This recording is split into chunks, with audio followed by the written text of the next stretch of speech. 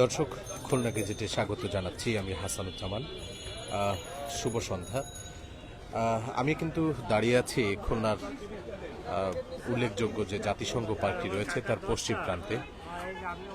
সন্ধ্যা হলেই যেন এখানে কিন্তু শীতের যে আমেজ সেটি কিন্তু শুরু হয়ে যায়।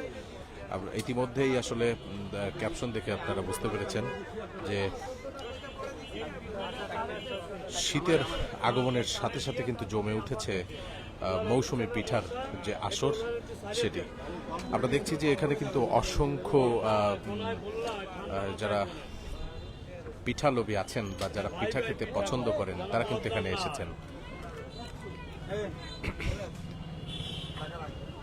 দর্শক, খুলনায় কিন্তু এখনো পুরোপুরি শীত নেমে না আসলেও হালকা শীতের ছোঁয়াতে কিন্তু নগর জুড়ে ছড়িয়ে পড়েছে এই পিঠার দারুণ সুবাস। আমরা আপনাদেরকে একটু দেখাতে চাই যে আসলে যারা এখানে আসছেন নগরের, যারা শহরে থাকেন, যারা শহরে থাকেন তারা কিন্তু আসলে গ্রামীণ যে ঐতিহ্য, যে জনপদের যে সংস্কৃতি, গ্রামীণ যে সংস্কৃতি, পিঠাপুলি বা এই পিঠার পসরা আসলে তারা কিন্তু আসলে সেভাবে উপভোগ করেন না। তাই তো সন্ধ্যা হলেই যেন এখানে পিঠার পসরা বসে এবং আমরা দেখছি যে বিভিন্ন স্বাদের বিভিন্ন নামের পিঠা কিন্তু এখানে পাওয়া যাচ্ছে এবং আমরা এখানে লক্ষ্য করেছি যে 3টি দোকান কিন্তু আসলে রয়েছে। তারা প্রচুর পিঠা আসলে তৈরি করছেন। এখানে চিতই পিঠা আমরা দেখতে পাচ্ছি এবং সেগুলো কিন্তু ভিন্ন ভিন্ন স্বাদের, যে এগুলোকে কি বলে, কাঁচা ঝাল, ধনিয়া পাতা এবং গুড়, মানে সস এর বিপরীতে কিন্তু আসলে তারা এটি ইউজ করেন এবং এটি দিয়েই সুস্বাদু পিঠা কিন্তু আসলে তারা খেয়ে থাকেন। দর্শক, কেউ বা তার সন্তানকে নিয়ে এই এসেছেন পিঠা উপভোগ করতে। আমরা একটু আসলে জানার চেষ্টা করব যে এই শহরে এই যে পিঠার পসরা আসলে খেতে কেমন লাগছে এবং গ্রামীণ যে সংস্কৃতি এটি আপনারা কতটুকু পাচ্ছেন, কেমন লাগছে?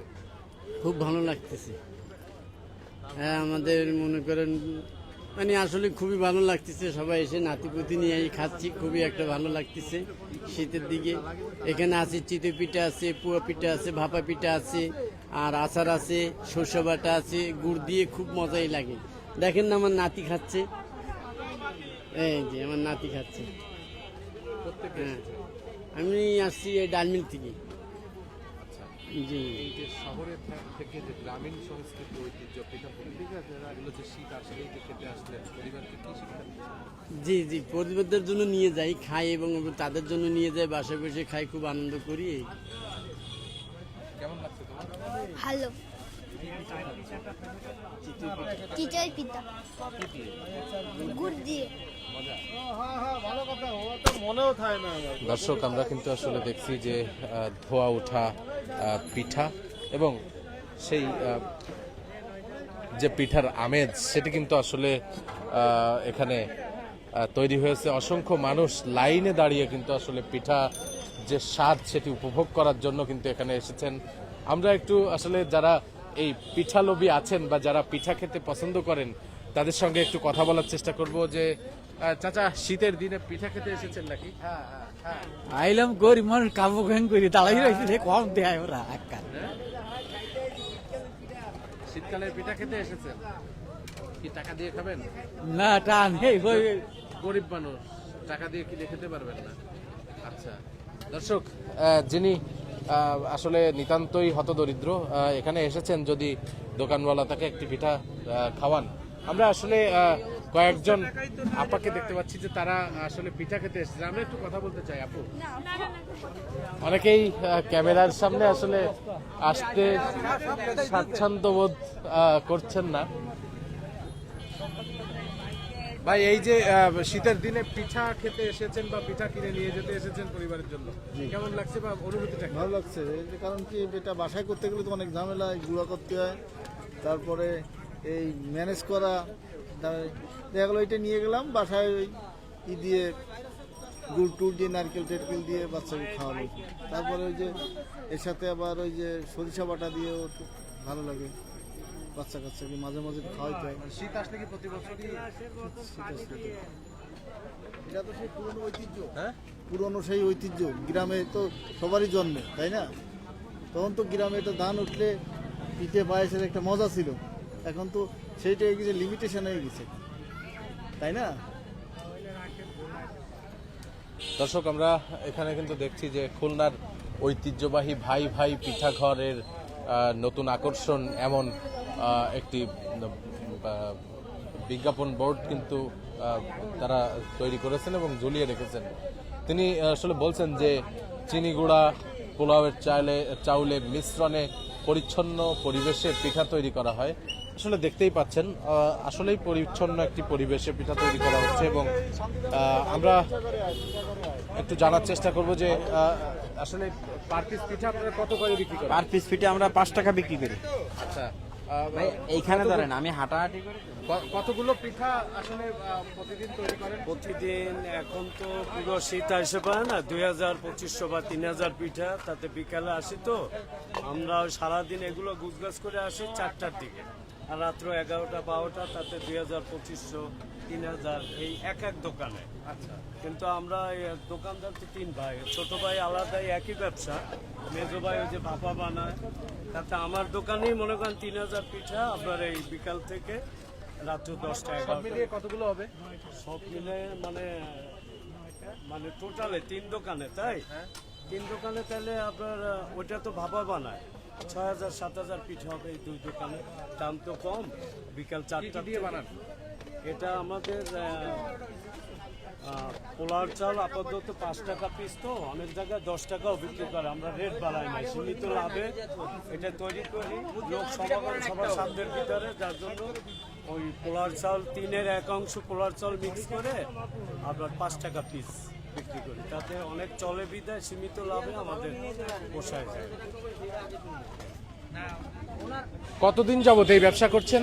ব্যবসা আগে আমার আব্বু করতো, আমরা সাথে ছিলাম অন্তত 35 বছর এই রোডেই আমরা। আচ্ছা, 35 বছর এই পিঠা সিজনালি এটা করি, আর এই গরমের সময় ওই ফল বিভিন্ন ধরনের দেশীয় যে ফলগুলো ও এইখানেই বিক্রি করি। কতগুলো চুলো আপনার? আমার আছে 7টা চুলো আপাতত আছে, পৌষ মাস আসলে আরো 2টা বাড়বে। দর্শক, আমরা আসলে শুনলাম যিনি পিঠা বিক্রেতা,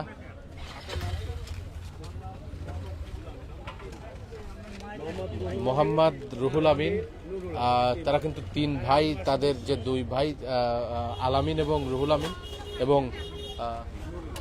নুরুল হক, এই 3 ভাই আসলে এখানে পিঠার ব্যবসা করছেন। তাদের বাপ দাদার ঐতিহ্য আসলে এখানে তারা বলছেন যে 35 বছর যাবত তারা আসলে পিঠা বিক্রি করছেন বা এই গ্রামীণ যে সংস্কৃতি সেটা কিন্তু তারা ধরে রেখেছেন।